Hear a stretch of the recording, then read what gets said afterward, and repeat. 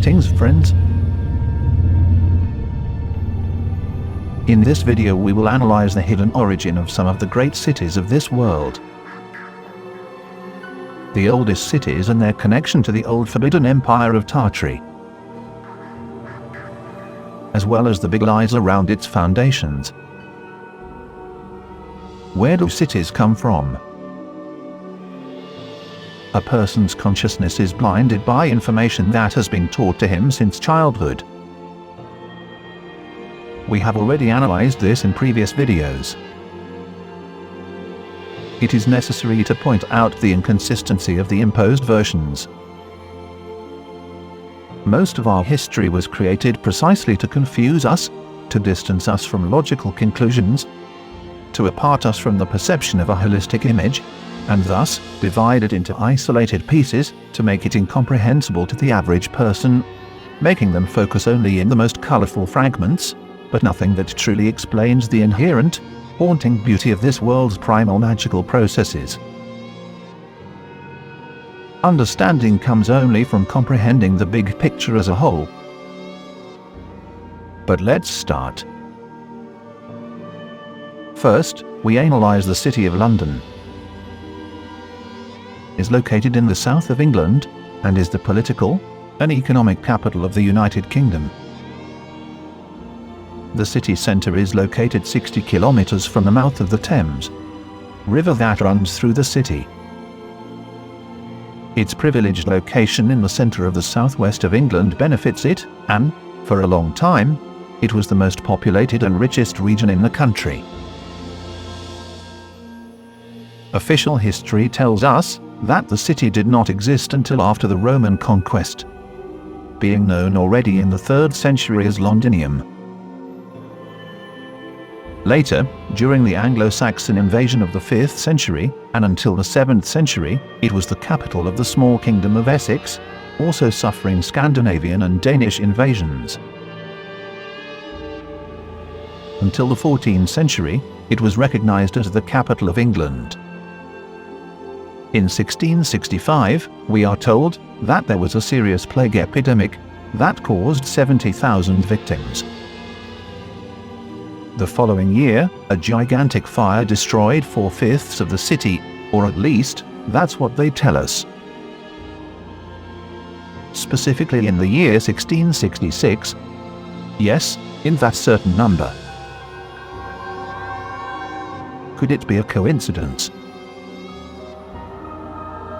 That fire, they tell us, destroyed a large part of the city, including the Cathedral of San Pablo, whose restoration, they tell us, was strangely done by a Jesuit astrologist, which created an impressive work with a clear similarity with Tartarian buildings. This is the church. A magnificent work supposedly built by an astrologer named Christopher Wren, a member of the Royal Society, and also member of the Parliament of the Kingdom of England. This fire was a great blessing to him, who supposedly rebuilt almost the entire city practically from scratch, without caring for the property owners whose houses no longer existed. These events boosted the trajectory of Wren notably, as well as the strategic importance of this city, where a few years later, the Bank of England would be founded. We can then understand the importance of this destruction.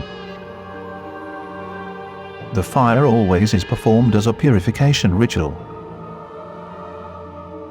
Rituals that have been performed in plenty other cities. London, being a very old city, has undamaged traces of Tartarian architecture, which we can see even today. It is interesting to note how, due to all these disasters, no person can, or could, give account for what happened previously, having to conform with what the official story tells us. At the beginning of 1700, an act of union was made between the countries of Scotland and England, establishing the Kingdom of Great Britain. The etymology of the word is British, Brit-ish, which, in ancient Hebrew means, the covenant men, or the men of the pact. That is to say, the symbolic ritual magic used in antiquity to obtain power and proclaim itself in continuity with said pact, for and with its descendants, so that this lineage never stops having someone of theirs sitting on the throne. This is honoring their old covenant with the devil, with the extra-dimensional being that gives power to the reptilian royalty. The bloodline called the lineage of Cain, and from which all the current world elite comes, and from which we will deepen in future videos. Saint Petersburg in Russia is another example of these ancient Tartarian cities, which were occupied by the current world order. In previous videos we already saw the star forts, and how these structures were originally part of the Tartary Empire. Many of these structures have been occupied, renovated, and adapted, many times also relocated, creating a new story around them. This is the case of the embankment located at the University of Saint Petersburg. In front of the Painting Institute building, there are two sphinxes, carved in red granite from Siena. Official history tells us that in 1832, these two sphinxes were brought from the depths of Thebes, in Egypt, to St. Petersburg, simply to decorate the pier under construction in front of the Imperial Academy of the Arts. The sphinxes on the banks of the river Neva, they are decorated with the double crown of the kings of Egypt. On the basis of the engraved sphinxes, there are inscriptions of a very unusual quality in Egypt. The Sphinx, with such a rich epigraphic material, is not found anywhere else in the world. However, it can be seen that the hieroglyphs have been altered, carving new hieroglyphs on top of the old ones. This is especially noticeable in the right Sphinx, that someone tried to cover up the meaning of the inscriptions. Did they say something that discredited the official story? Nowhere are there records of how they were transported, where exactly they were found, or how they were extracted from the supposed depths of Thebes. Many buildings in St. Petersburg have very similar characteristics to those described in records of ancient Tartary. Many were remodeled or destroyed for reasons that are still theorized. Many also have its first floor sinked, something which is clearly appreciable. Many buildings were restored so that this was not seen, making it appear that all this cover-up is inescapably deliberate. So the question is, who were the ones who built the Kremlins? Why are there buildings all over the world with such a clear similarity in style? Magnificent works that clearly present connections. Why on ancient maps most of the known world appears being dominated by the so-called Tartarian Empire? They were before the Romans, or who were really the Romans? Has there been a world government before? According to official history, the overthrow of the Romans, or what we call the Roman Empire, was the downfall of an ancient world order. However, and as we have already analyzed in past videos, the history of Rome is not as it was told to us. Could it be that the Roman Empire were only a minor state within a larger empire? By analyzing the history of art and architecture, we can see that it tells us that all these styles started from a Greek base, and later were copied by mostly all cultures, no matter if they were enemies or rivals. They simply adopted them because they liked them, giving rise to what we know today as classical, Baroque, Gothic, Neoclassical, and Mannerist. Official history tells us that the first ones to use these triangular roofs and columnar shapes were the Greeks. Being the Greek pantheon the oldest and the most iconic one. However, when we find much older and inexplicable structures like the Al-Kashneg in Jordan, we can see that this style was made further back than the Greeks. The Navites also didn't make this impressive monument. And I say monument because it is not an access to anything. Inside the main room there are only 3 empty room entrances. Quite an enigma, because it is not known why they would dedicate so much construction work for something that does not give access to anything. And this, in the middle of the desert, between 2 mountains. The hidden truth is that this monument really served as inspiration to the ancient architects to create, in their beginnings, the misnamed Greek style, which is only one part of a larger ancestral style. It is like a country which has different communities within, each one with its own styles.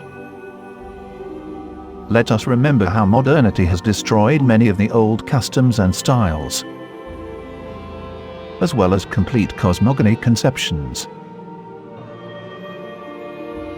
How can we ensure that all these so similar ancient architectural styles, typical of gigantic empires, were not just light variations of a larger empire?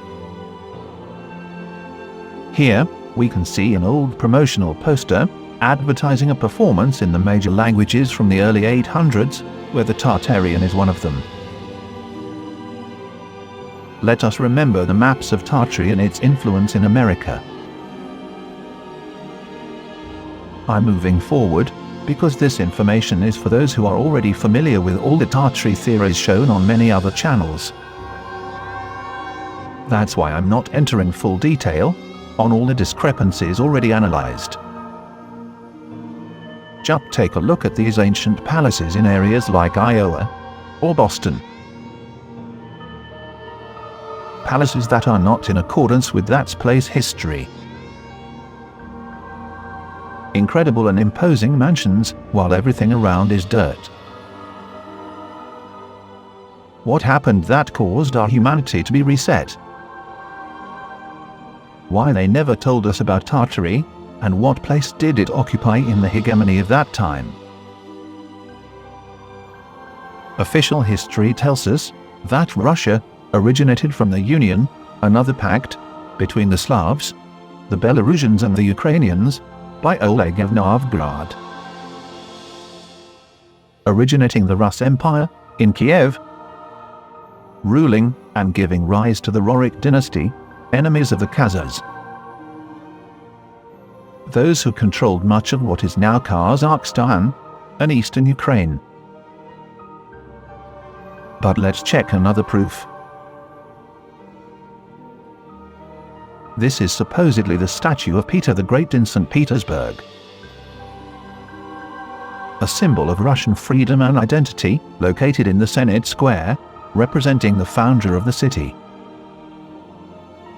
Now we will see some evidence that indicates that this horseman is not Peter the Great, but actually an unknown ancient king of the old world order. Theory that concords with all the evidence of the idol impersonation and supplantation of beliefs throughout Russia. The official history attributes the authorship of the model of the equestrian statue of Peter the Great to Equestrian Falconet in 1770. First of all, the serpent does not match the magnificent style of the horseman's sculpture, being rather coarse in comparison. This serpent was added later by that sculptor in 1768, also changing the arms of the character in a silent restoration. What this old text says is that the monument supposedly leaned or fell because they say it was in a bad condition. Due to this, it was sent for restoration, silently adding some different stones in a skillful way, and also subjecting it into a small alteration. The head and right hand were cut off, and completely new parts were welded together in a different way, just as we see in these illustrations of that time. In addition, another proof that it's not Peter is that the rider is sitting on a horse without a stirrup, which would be considered as an insult, given the importance of the character and his rank.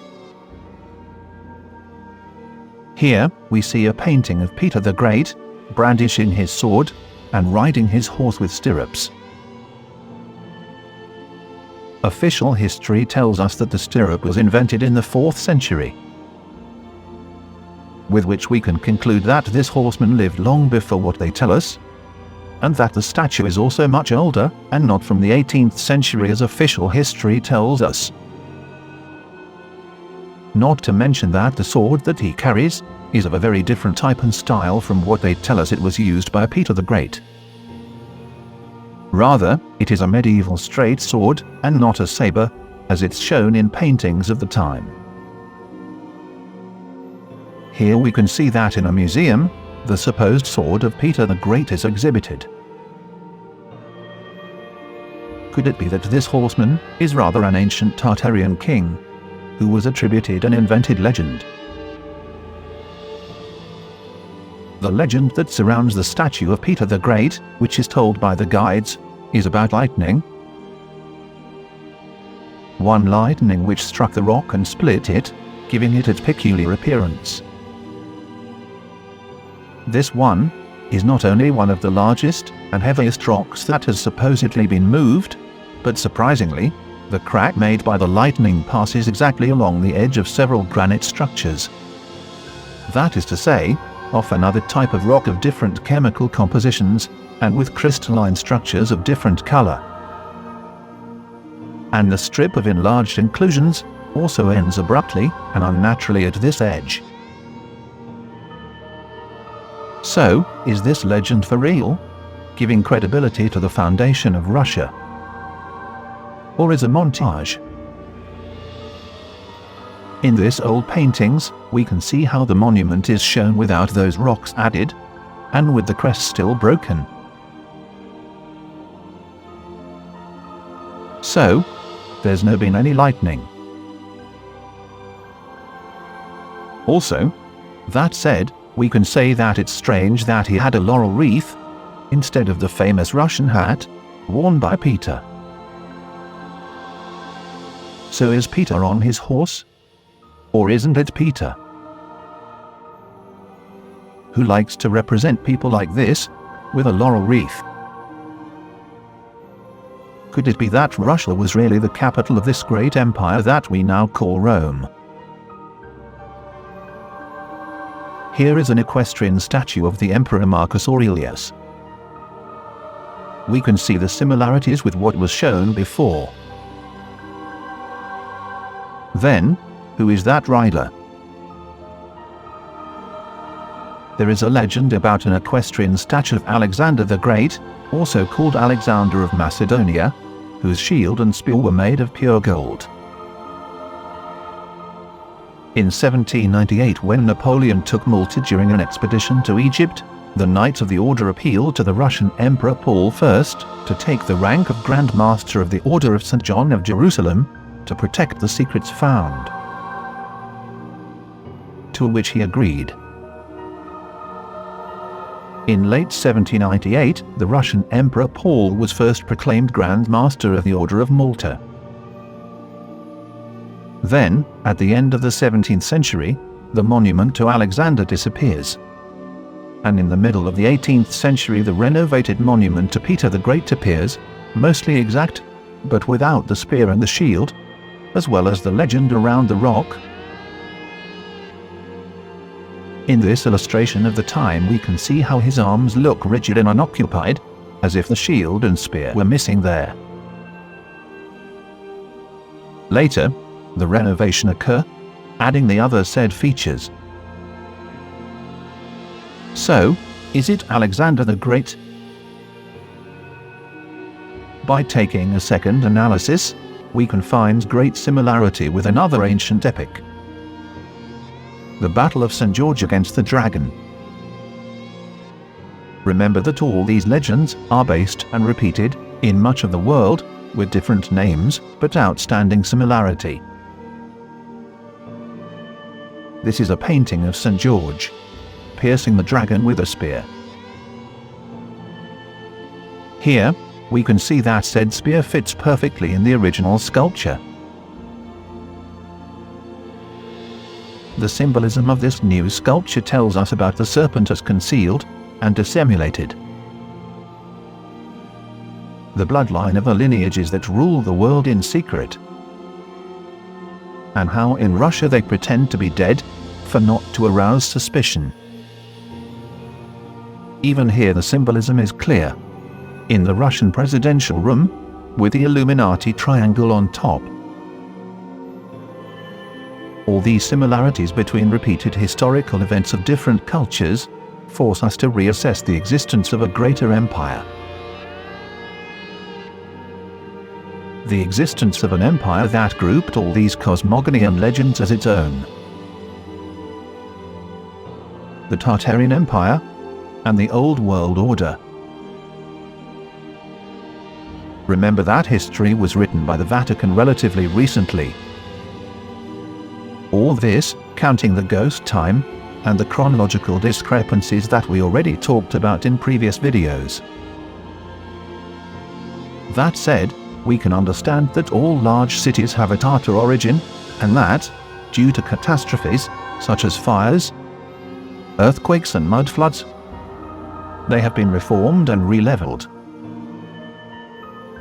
They don't tell people anything about these things, but under every city in the world there are catacombs, labyrinths, and ancient cities covered with mud and rocks. New sites are continually being discovered, leading to unknown underground cavities where entire cities are still buried. This is the case in places like Los Angeles, Paris, London, Rome, or Madrid. In each of these places there have been plagues which have decimated the population for plutocratic purposes, to give way to new orders with no real memory of what happened previously. This is the case of the Spanish flu, a pandemic of unusual severity, which we are told that killed 50 to 100 million people in 1918. What if the story they told us about this pandemic is not true? What would happen if instead, the deadly infection was neither flu, nor of Spanish origin? What if said disease was used to erase all Tartarian vestige in Europe? The recently analyzed documents reveal that the Spanish flu may have been deliberately created to kill every surviving witness of the time, and to cover up the erasure of the Tartarian Empire, thus maximizing its concealment. More soldiers died during the First World War from the disease than from bullets. The reason modern technology has not been able to identify the strain of flu causing this pandemic is that the flu was not the cause of death. So, what really caused the pandemic? About 95% of the deaths were caused by bacterial pneumonia. Not because of some flu. The pandemic was not even Spanish. The first cases of bacterial pneumonia in 1918 date back to a military base at Fort Riley, in the state of Kansas. But what about Fort Riley, and why did it happen there? From January to June 1918, an experimental vaccine against bacterial meningitis grown in horses by the Rockefeller Institute for Medical Research in New York was injected into soldiers at Fort Riley. For the remainder of 1918, these soldiers were sent to Europe to fight, deliberately, but unknowingly spreading bacteria in each corner of the front-line trenches in France, as well as throughout the rest of the war. leaving their corpses like silent bombs in the enemy countries. One study describes soldiers with active infections and being deeply susceptible to the rapid spread and mutation of bacteria through their lungs. Could it be that said bacterium disease was already prepared to recombine and attack? When the First World War ended on the 11th of November, 1918, the still sick soldiers returned to their home countries, spreading bacterial pneumonia throughout Europe. During World War I, the Rockefeller Institute also shipped meningococcal serum to England, France, Belgium, Italy, and other countries, helping to spread the epidemic. Many people do not realize that the disease killed many more soldiers everywhere than machine guns, or mustard gas, or anything else typically associated with warfare. But then, why was it called Spanish? Spain was one of the few countries that didn't participate in the First World War.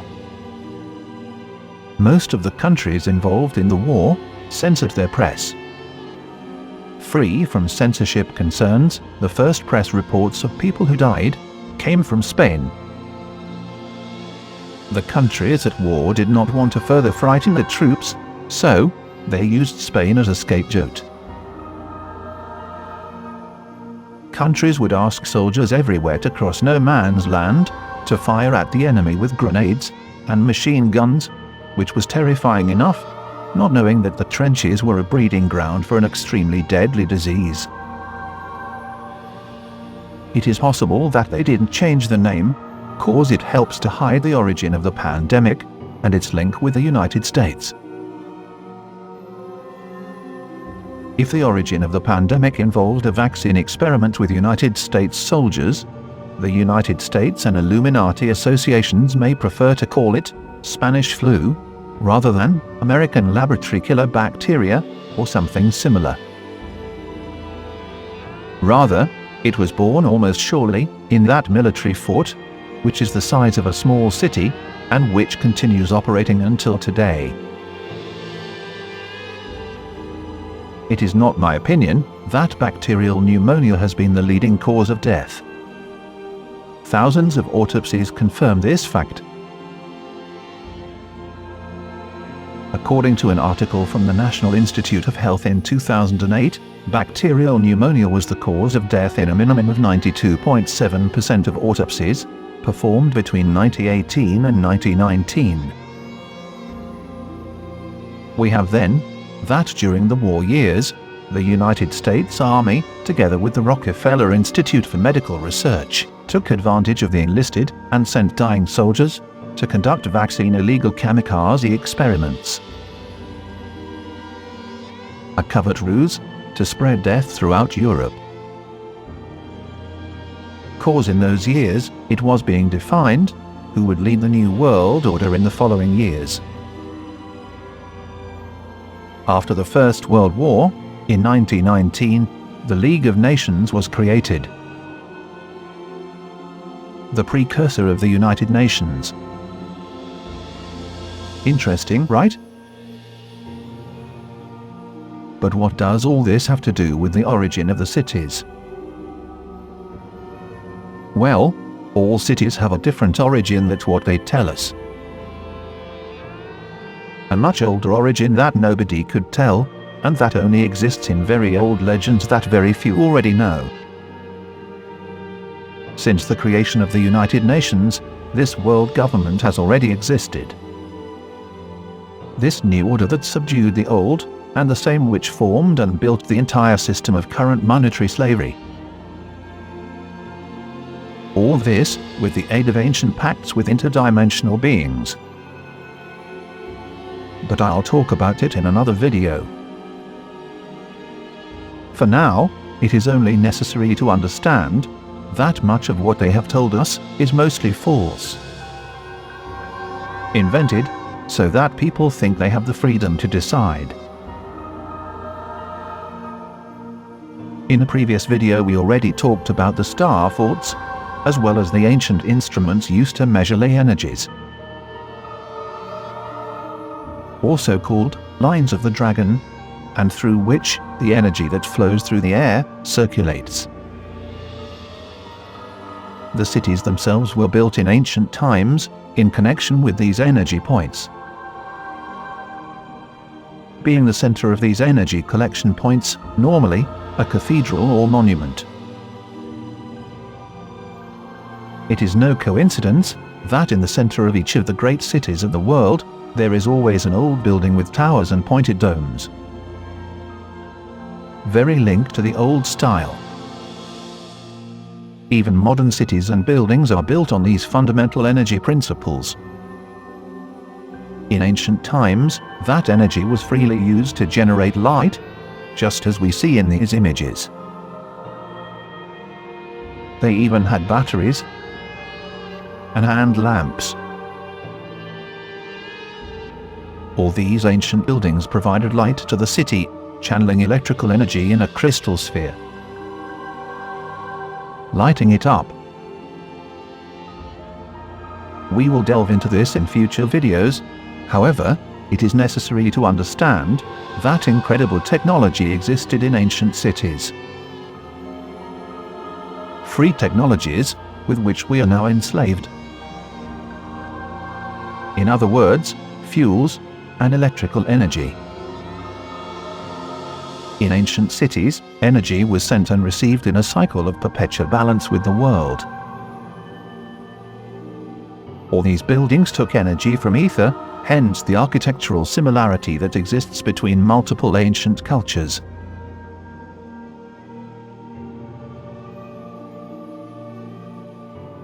Something interesting to note is that both today and in ancient times, only the elite have access to build such skyscrapers.